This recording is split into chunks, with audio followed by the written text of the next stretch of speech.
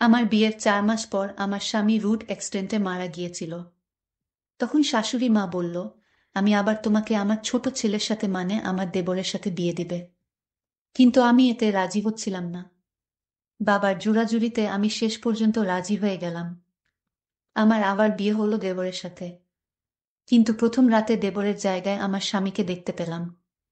কিন্তু আমার স্বামী তো মারা গেছে, তাহলে দেবরের জায়গায় স্বামী আসলো কিভাবে? আমি তা দেখে অজ্ঞান হয়ে পড়লাম। তারপর যা ঘটেছিল তা শোনার পর আমার দম বন্ধ হয়ে আসছিল। তাহলে ঘটনাটি বলি। মাথাটা ঘুরে গেল যখন শুনলাম আমার দেবরের সাথে বিয়ে হবে। মাত্র কয়েকদিন হলো ও নেই, এরই মাঝে ওনারা এরকম একটা সিদ্ধান্ত নিয়ে নিল আমাকে না জিজ্ঞাসা করেই। আমার বাবা আছে, মা নেই, ছোটবেলায় মারা গেছে। আমি আমার এক খালার কাছে বেড়ে ওঠা।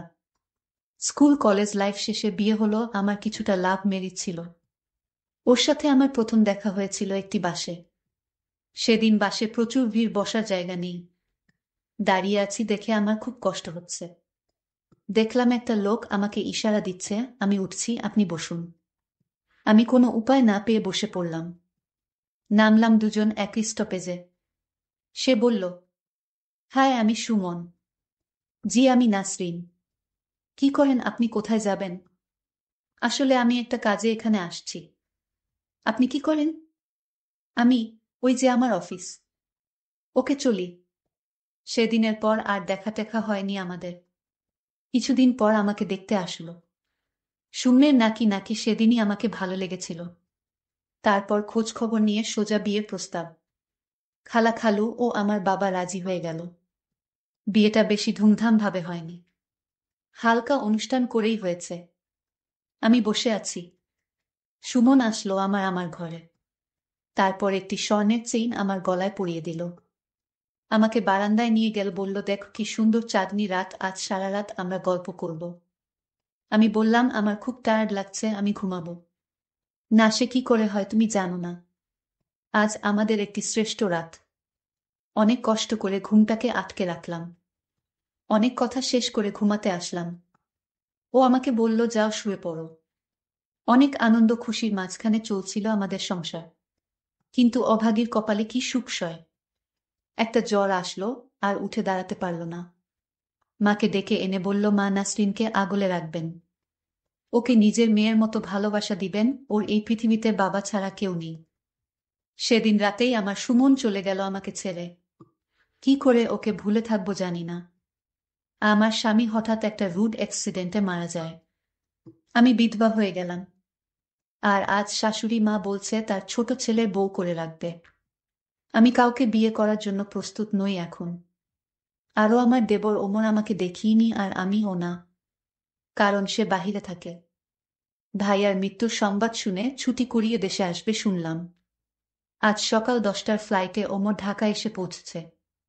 বাহিরে থাকায় আমার দেবর ওমরকে আমি কোনোদিন দেখিনি। আমি বললাম, শাশুড়ি মা, আমি এ বিয়ে করতে পারবো না। কেননা আমারও একটা লাইফ আছে, সবকিছু তুমি ডিসাইড করতে পারো না, এখন বড় হয়েছি, আমি কিছু বুঝি। এর মধ্যে আমার শরীরটা খুব দুর্বল ভাব লাগছে। আমি বেহুশ হয়ে পড়ে গেলাম। পরে জানতে পারলাম আমি মা হতে যাচ্ছি। খুশি লাগতেছে। এর মধ্যে আমার শরীরটা খুব দুর্বল ভাব লাগছে। আমি বেহুশ হয়ে পড়ে গেলাম। পরে জানতে পারলাম আমি মা হতে যাচ্ছি। খুশি লাগতেছে। সুমন, তোমার স্মৃতি আসছে তোমার বাড়িতে। কিন্তু তোমার মা চাচ্ছেন তোমার ছোট ভাইয়ের সাথে আমার বিয়ে হোক। কারণ তুমি মারা গিয়েছ। আর তাই তোমার বাড়িতে আমাকে চিরদিনের জন্য রেখে দিতে চায় তোমার মা। কিন্তু আমি এ বিয়ে কিছুতেই করতে পারবো না। আমি আমার স্বামীর স্মৃতি ধরে আমি আমার সারাটা জীবন কাটিয়ে দিব। শাশুড়ি মা বলল, বাবাও বলল, এবার রাজি হয়ে যা। না মা, আমি কিছুতেই রাজি হব না। আমি আর অন্য কাউকে আমি চাই না আমার জীবনে। কিন্তু আমার বাবা আমার সাথে খুব জোরাজুরি করছিল, আমায় বলল, সুমনের ছোট ভাই অমর তো ভালো ছেলে, বিদেশ থেকে এসেছে। তার ভাইয়ের সন্তানের দিকে তাকিয়ে হলেই রাজি হয়ে যা মা। তোর জীবনটা নষ্ট হতে আমি দিব না। আমি আমার বাবার কথা কিছুতেই ফেলতে পারিনি। আমি আবারও বিয়ের পাড়াতে বসলাম। কপাল মন্দ হলে যা হয় আর কি। তো আবারও সেই বাসর, কিন্তু আজ আমার মনে কোনো শান্তি নেই। আমি বাসর ঘরে অপেক্ষা করছি। হঠাৎ ওমর আসলো ঘরে, কিন্তু ওমরকে দেখে আমি অজ্ঞান হয়ে পড়ি। আমি কি দেখছি? এত আমার স্বামী, যে কিছুদিন আগে রুড অ্যাক্সিডেন্টে মারা গিয়েছিল, সে আবার কিভাবে জীবিত হয়ে ঘরে ঢুকল? আমি তো দেখে অবাক। আমি চিৎকার দিলাম। আমি আবার অজ্ঞান হয়ে গেলাম। আমাকে দ্রুত হাসপাতালে নেওয়া হলো। আমার পাশে ওমর দাঁড়িয়েছিল। 2 দিন পর আমার জ্ঞান ফিরল। আমি আমার বাবার বাড়ি গেলাম কিছুদিনের জন্য। বাবাকে বললাম, বাবা, বাসর রাতে আমার স্বামীকে আমি দেখতে পেলাম আমার দেবরের বদলে। এটা কি করে সম্ভব বাবা? কিছুক্ষণ পর আমাদের বাড়িতে একটা গাড়ি আসলো এবং গাড়ি থেকে ওমর, আমার শ্বশুর শাশুড়ি, নামলো। আমি দেখে খুব ভয় পাচ্ছিলাম। আমার শাশুড়ি মা বলল, আরে বৌমা, তুমি এত ভয় পাচ্ছ কেন? আসলে ভুলটা আমারই হয়েছে। আমি যদি আগে বলতাম যে আমার 2টি যমজ সন্তান রয়েছে, আর তোমার স্বামী সুমন দেখতে যেমন ঠিক ওমর মানে তোমার দেবর দেখতে সেই, দুজনকে উদল বদল করলেও ধরতে পারবে না এটা সুমন নাকি ওমর। পরে আমি জানতে পারি তারা যমজ ভাই ছিল। তাই বাসর ঘরে আমি তাকে দেখে ভয় পেয়েছিলাম। আমার কিছুতেই বিশ্বাস হচ্ছে না আমার স্বামী সুমনকে ওমর বলে চালিয়ে দেওয়া যাবে। পরে আমি ওমরের সাথে আবার সুর বাড়ি ফিরলাম। তারপর দিন ওমরকে খুব রাগী রাগী দেখলাম। আমাকে প্রচণ্ড জোরে ধাক্কা মেরে ফেলে দেয় মাটিতে। প্রচণ্ড মাথায় ব্যথা পেলাম। আমাকে অনেকগুলো চড় দিল। আমি বুঝতে পারছি না সে আমাকে এভাবে অত্যাচার করল কেন। আমি কি দোষ করেছি? আমি কোনো কিছু আন্দাজ করতে পারছিলাম না কেন ও এমন করছে। তাহলে বিয়েটা করল কেন? আমি কিছুই বুঝলাম না। ওমর আমাকে এত আঘাত করছে কেন? অনেক কান্না পেল যে আমার জীবনটাই মনে হয় অভিশপ্ত। কোনো সুখ আমার কপালে নেই। এদিকে মাথা খুব ব্যথা করছে। অনেক সময় পর আমার ঘুম আসল। সকালে ঘুম থেকে উঠে দেখি ওমর আমার পাশেই ঘুমিয়ে আছে। ঘুমন্ত অবস্থায় ওকে নিষ্পাপ মনে হচ্ছে। মনে হচ্ছে যেন এই আমার সেই সুমন। এক চেহারা, একরকম সবকিছু, কিন্তু মনটা বোধহয় এক না। আর হবেই বা কেন? একটা বিবাহিত মেয়েকে কি একটা অবিবাহিত ছেলে বিয়ে করতে চায়? ওর উপরে আমাকে চাপিয়ে দেওয়া হয়েছে। ও হয়তো আমাকে পছন্দই করে না। সকালে নাস্তা টেবিলে খুব ভালো ব্যবহার করলো, হয়তো মা আছে তাই। আমিও মাকে কষ্ট দিতে চাই না, কারণ সে কয়েকদিন আগে তার এক ছেলেকে হারিয়েছে। মা বলল, মোর বাবা নাসরিনকে নিয়ে ঘুরে আয়। আজ নয় মা, কাল নিয়ে যাব। আমি রুমে আসলাম কিছুক্ষণ পর। ওমর আসল আমাকে বলল, এই মাকে কিছু বলেছিস? না, আমি কিছুই বলি নাই। কিছুই বলবি না? আজ একটা কাজে যাচ্ছি, কাল তোকে ঘুরতে নিয়ে যাব। সেদিন রাতে ওকে দেখে আমার খুব ভয় ভয় করছিল, কিন্তু বাঁচা গেল, কিছুই বলল না। আমি ঘুমিয়ে পড়লাম। আজ সারাদিন ওমর খুব ভালো ব্যবহার করলো আমার সাথে। কোনো রাগারাগি করলো না। বিকেল বেলা একটা শাড়ি এনে বলল, নাসরিন ওঠো, এই শাড়িতে তোমাকে খুব মানাবে। আমি কোনো কথা না বলে আমি নিজেই শাড়িটা পরে নিলাম। কিন্তু মনে মনে ভাবলাম, ওমরের হঠাৎ এই পরিবর্তন কেন? এই তো গত রাতে আমাকে খুব মেরেছিল, আজ যেন ওমর ভালো হয়ে গেছে। এর পিছনে কি কোনো কারণ আছে কিনা? আমি কিছুটা তাকে সন্দেহ করছিলাম। ওমরকে জিজ্ঞেস করলাম, ওমর, আজ তোমার মনটা অনেক ভালো হয়ে গেল কিভাবে? ওমর বলল, আরে মানুষের মন কি সবসময় একরকম থাকে? আজ আমার মনটা খুবই শান্ত। আমি আর কিছু বললাম না। ঘুরতে চলে গেলাম একটা সাগর পাড়ে। সাগর পাড়ের ঠান্ডা হাওয়া আমাকে মুগ্ধ করে দিচ্ছে, মনে করিয়ে দিচ্ছে আমার স্বামী সুমনের কথা। ও আমাকে নিয়ে মাঝে মাঝেই এখানে আসত। এর মধ্যে ওমর ফুচকা নিয়ে আসল। অনেক পছন্দ ফুচকা আমার, খেলাম ও অনেক। এরপর সন্ধ্যায় আমরা বাড়ি ফিরে আসলাম। রাতে ঘুমের মধ্যে শুরু হলো পেট ব্যথা। আমি মনে করলাম অনেক ফুচকা খেয়েছি, তাই এরকম হচ্ছে।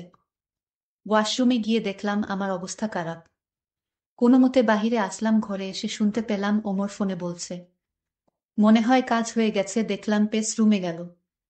আপনার কথা মতো আমি ফুচকার সাথে মিশিয়ে দিচ্ছি। আমি কথাগুলো শুনে ওর কাছে গেলাম, ফোনটা কেড়ে নিয়ে শুনলাম, ওষুধ যখন কাজ করেছে তাহলে আমার টাকাগুলো দিয়ে যেও। আমার সাথে ষড়যন্ত্র করেছে। আমি ফোনটা ফেলে দিয়ে ওর কলার ধরে বললাম, কেন এমন করলি তুই? আমাকে পছন্দ না হলে বলে দিতি, আমি চলে যেতাম, তোর সামনে আসতাম না।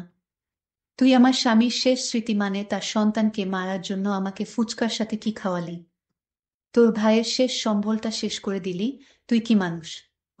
এটা তোর ভাইয়ের শেষ স্মৃতি ছিল, আর ওকে তুই মেরে ফেললি।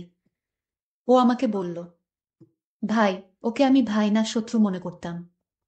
ছোটবেলা থেকে সুমন পড়াশোনায় ভালো, শূন্যের নাকি জ্ঞান বুদ্ধি বেশি ওমরের চেয়ে। প্রশংসা শুনতে শুনতে আমি কাহিল হয়ে পড়েছিলাম। ও এই দেশেই বাবা মার কাছে রইল, আর আমাকে বিদেশে পাঠিয়ে দিল কষ্ট করে টাকা উপার্জন করার জন্য। যাও, ওর মৃত্যুর সংবাদ পেয়ে খুশি হয়ে ছুটে আসলাম, তার বউকে আমার বিয়ে করতে হবে, তাও আবার তারই সন্তানকে লালন পালন করতে হবে। আমি তার বউকে মেনে নিতে পারি, কিন্তু তার সন্তানকে নয়। আর তাই আমি ভাইয়ের সন্তানকে মেরে ফেলেছি, বুঝলে? আমি ওর কথা শুনে ধীরে ধীরে মাথা ঘুরে পড়ে যেতে লাগলাম। আমি বেহুশ হয়ে পড়ে রইলাম। শাশুড়ি আম্মা দৌড়ে এসে আমাকে হাসপাতাল নিয়ে গেল। আমার বাবাকে ফোন করে আনলো। আমার বাবাকে আমার শাশুড়ি মা অপমান করতে শুরু করলো। বলল যে আপনার মেয়ের মাথায় কোনো সমস্যা আছে, নইলে কিছুদিন পর পর এরকম বেহুশ হয়ে যায় কেন? আপনার মেয়েকে ভালো ডাক্তার দেখান। আমার এক ছেলেকে হারিয়েছি, আমি আর আমার শেষ সম্বল ওমরকে হারাতে পারবো না। আপনি দয়া করে আপনার মেয়েকে আপনার বাড়িতে নিয়ে যান। আমার জ্ঞান ফিরার সাথে সাথে আমার বাবা আমাকে সব কথা বলল। আমি বাবাকে বললাম, বাবা, ওমর মানুষ নামের অমানুষ। আমি কান্না গলায় বললাম, সে তার ভাইয়ের স্মৃতিকে নষ্ট করে ফেলেছে বাবা, ফুচকার সাথে ওষুধ মিশিয়ে। আমি তা বুঝতে পারিনি বাবা। আমি যাকে নিয়ে স্বপ্ন দেখতাম তাকে মেরে ফেলেছে বাবা। শাশুড়ি মা আমার কথাগুলো শুনে নিশ্চুপ হয়ে রইল। আমার শাশুড়ি মায়ের মুখ দিয়ে কোনো কথাই বের হচ্ছে না। আমার শাশুড়ি মা বুঝতে পারল তার ছেলের দোষে তার ভাইয়ের শেষ স্মৃতি মানে তার সন্তানকে মেরে ফেলেছে, ফুচকার সাথে কি জানি মিশিয়ে দিয়ে। আমার কোনো দোষ নেই। হঠাৎ চোখ মেলে দেখি মা আমার পাশেই আছে, বলছে, মা, কাঁদিস না, যে যাওয়ার সে তো চলেই যাবে। আমাকে ইশারা দিল ওমর কিছুই যাতে না বলি। কিছুদিন পর আমি সুস্থ হলাম, মাকে বলতে যাব। তখনই ওমর এসে বলল, এই তুমি এখানে কেন? পুরোপুরি সুস্থ হওয়ার আগেই বিছানা ছেড়ে উঠতে গেলে কেন? ও আমাকে রুমে নিয়ে বলল, মাকে কিছুতেই এ কথা বলো না। আমি মাকে আর কি বলবো? মা যা জানার জেনে গেছে, কারণ আমি বলতে বাধ্য হয়েছি। তোমার মা আমার বাবাকে দোষ দিচ্ছিল, বলছিল আমার নাকি মাথায় সমস্যা, আর তাই আমি সব সত্য কথা বলে দেই। এই কথা বলতেই ওমর আমার সাথে অদ্ভুত আচরণ করতে লাগল, কারণ আমি চাই ওকে শিক্ষা দিতে। প্রায় 6 মাস পর ওমর ঘুম থেকে উঠে নাসরিন নাসরিন করছে। সারা বাড়িতে নাসরিন নেই। টেবিলের উপর একটা চিঠি ওমর পড়তে লাগল। প্রিয় ওমর, আশা করি আমাকে আর খোঁজাখুঁজি করবে না। আমি এই দিনটার আশায় ছিলাম, আর আজকের আশায় আমি তোমার শত অত্যাচার সহ্য করেছি। তুমি যেমন আমার কাছ থেকে আমার সুমনের শেষ চিহ্ন কেড়ে নিয়েছ, ঠিক তেমনি আমিও তোমার কাছ থেকে তোমার সন্তান কেড়ে নিয়েছি। হ্যাঁ, আমি মা হতে যাচ্ছি, যাকে তুমি পাওয়ার আগেই হারিয়ে ফেললে। আর মাকেও আমার সাথে নিয়ে যাচ্ছি। তুমি থাকো তোমার রাজ্যে, আমি আমার সন্তানের খুনির সাথে এক ছাদের নিচে থাকতে পারবো না, কারণ আমি তোমাকে অনেক ঘৃণা করি, অনেক। ইতি নাসরিন। নাসরিন মাকে নিয়ে খুব দূরে একটা এলাকায় এসে বসবাস করতে লাগল। 6 মাস পর নাসরিনের কোল জুড়ে একটা ছেলে জন্ম নেয়। ছেলেটির নাম রাখে ইমন। সুমন বলেছিল আমাদের ছেলে হলে এই নামটি রাখবো, তাই নাসরিন এই নামটিই রাখল। আজ ইমনের 4 বছর। ইমন বলল, আম্মু, আমার বাবা কই? নাসরিন শূন্যের নাকি ছবিটা দেখিয়ে বলল, এই তোমার বাবা মরে গেছে, আমাদের ছেড়ে চলে গেছেন। ইমনকে জড়িয়ে ধরে অনেক কাঁদল, আর মনে মনে বলল, দেখ ওমর, তুই বেঁচে থেকেও তোর সন্তানের কাছে মৃত, আর আমার সুমন চিরদিন আমার কাছে জীবিত। তবে তোর ছেলেও তোকে ঘৃণা করেই বড় হবে, আর এটাই তোর শাস্তি। আমার সন্তান বড় হলে আমি কোনোদিন তোর পরিচয় দিব না। আমি আমার ছেলেকে বলবো, তোমার বাবা তুমি জন্মের আগেই মরে গিয়েছে। আমি তোর সন্তানকে দিয়ে তোরে কষ্ট দিব। বন্ধুরা, আজকের গল্পটি তোমাদের কাছে কেমন লাগলো তা অবশ্যই কমেন্ট করে জানাবেন। আর আপনাদের যদি কোনো গল্প থাকে তাহলে আমাকে কমেন্ট করে জানাতে পারেন। আপনার গল্প আমি শেয়ার করার চেষ্টা করব। আজ এই পর্যন্তই, সবাই ভালো থাকবেন, ধন্যবাদ।